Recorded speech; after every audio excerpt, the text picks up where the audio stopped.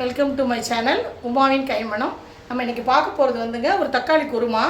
இது வந்து நிறைய மசாலா ஜாமான்லாம் கிடையாது, வெறும் சோம்பு மட்டும் யூஸ் பண்ணி பண்ண போகிறோம்.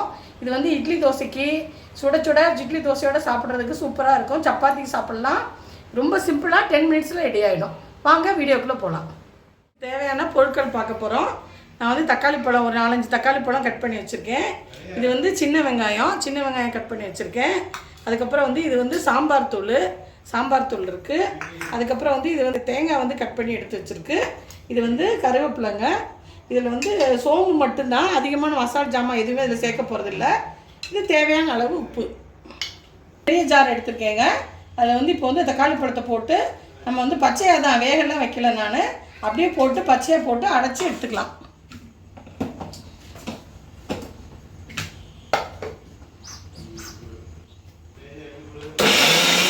இப்போ வந்து இதை எடுத்து ஒரு பாத்திரத்தில் ட்ரான்ஸ்ஃபர் பண்ணிவிட்டு அதுக்கப்புறம் வந்து அடுப்பில் வானலியை போட்டு நம்ம வந்து தாளிச்சு விட போகிறோம். இப்போ வந்து அடுப்பு பற்ற வச்சு வானலி வச்சுருக்கேங்க. இப்போ தேவையான அளவு எண்ணெய் ஊற்றிக்கலாம். எண்ணெயை ஊற்றிட்டு நல்லா வந்து சூடாகட்டும்.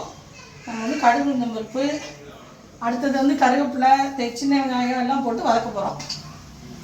இப்போ வந்து கடுகு போடுறேங்க. கடுகு உளுந்தம் பருப்பு போடுறேன். கடுகு வெடிக்கட்டும்.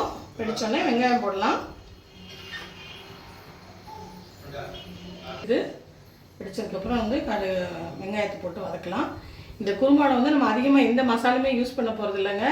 பட்டை நிறைய வந்து வழக்கமாக குருமாவுக்கு போடுறது எதுவுமே கிடையாது. இது வெறும் சோம்பு மட்டும்தான் போட்டு நம்ம செய்ய போகிறோம். இது இட்லி தோசைக்கு சப்பாத்திக்கெல்லாம் ரொம்ப சூப்பராக இருக்கும். ரொம்ப சிம்பிளாக 10 நிமிஷத்தில் நம்ம இதை வந்து இந்த ரெசிபி செஞ்சிடலாம். கடுகு வெடிக்குது. நான் வெங்காயம் போட போகிறேன்.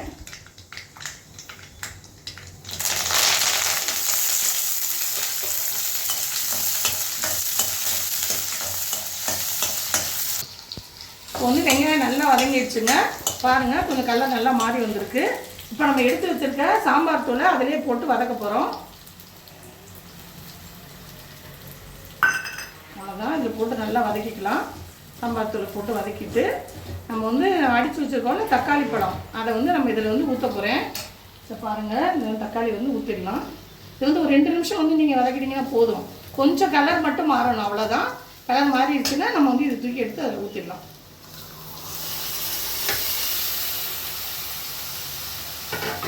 தேவையான அளவு உப்பு போட்டுடலாம். கொஞ்சம் கெட்டியாக இருந்ததுன்னா கொஞ்சம் தண்ணி வந்து அலசி ஊற்றிக்கோங்க. அந்த பாத்திரத்தை அலசி கொஞ்சம் தண்ணி ஊற்றிக்கலாம். ஏன்னா இது வந்து இன்னும் கொஞ்சம் நேரம் கொதிச்சு வேகணும். அதனால் கொஞ்சமாக தண்ணி ஊற்றுறேன். தண்ணி ஊற்றிட்டேங்க. கொஞ்சம் நேரம் தண்ணி ஊற்றி ஒரு 10 நிமிஷம் வந்து அதை வந்து கொதிக்கட்டும். இப்போ வந்து அது வந்து கொதிச்சுக்கிட்டு இருக்கட்டும். அந்த கேப்பில் வந்து நம்ம போய் தேங்காய் அரைச்சிட்டு வந்துடலாம். இந்த இருக்குங்க, தேங்காய் போட்டுட்டு அது கூட நம்ம எடுத்து வச்ச ஒரே ஒரு ஸ்பூன் பெருஞ்சீரகம் மட்டும்தான் போடுறேன். சோம்பு அது மட்டும்தான் போடுறேன். வேறு எந்த மசாலா ஜாமானும் இதில் வந்து நம்ம வந்து சேர்க்க வேண்டியதில்லை. இதை போட்டு நல்லா தேங்காயை வந்து வலுவலுன்னு அரைச்சிக்கலாம். ஒரு 10 மினிட்ஸில் நம்ம அந்த மரம் அப்படி போட்டோம்னா அந்த வாடையெல்லாம் போயாச்சு. நம்ம இப்போ வந்து அரைச்சி வச்சுருக்கோம்ல தேங்காய் சோம்பும், அதை வந்து இதில் போடுறோம்.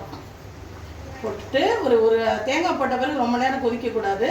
அதனால் ஒரு 5 மினிட்ஸ் மட்டும் கொதித்த உடனே நம்ம வந்து அதை வந்து இறக்கி வச்சிடலாம். நம்மளோட குருமா வந்து ரெடி ஆகிடும். சூப்பராக ரெடி ஆகிடும். இந்த பாருங்கள், அவ்வளோதான். அரைச்சி வச்சு தேங்காய் ஊற்றிட்டேன். அவ்வளோதான், கொதிக்க போகுது. இன்னும் ஒரு 5 மினிட்ஸ் வந்து அது கொதிக்கட்டும். இன்னும் ரொம்ப நேரம் அது கொதிக்கக்கூடாது. தேங்காய் ஊற்றுன பிறகு ஒரு 2 செகண்ட் கொதிச்சோடனே நம்ம ஆஃப் பண்ணிடலாம்.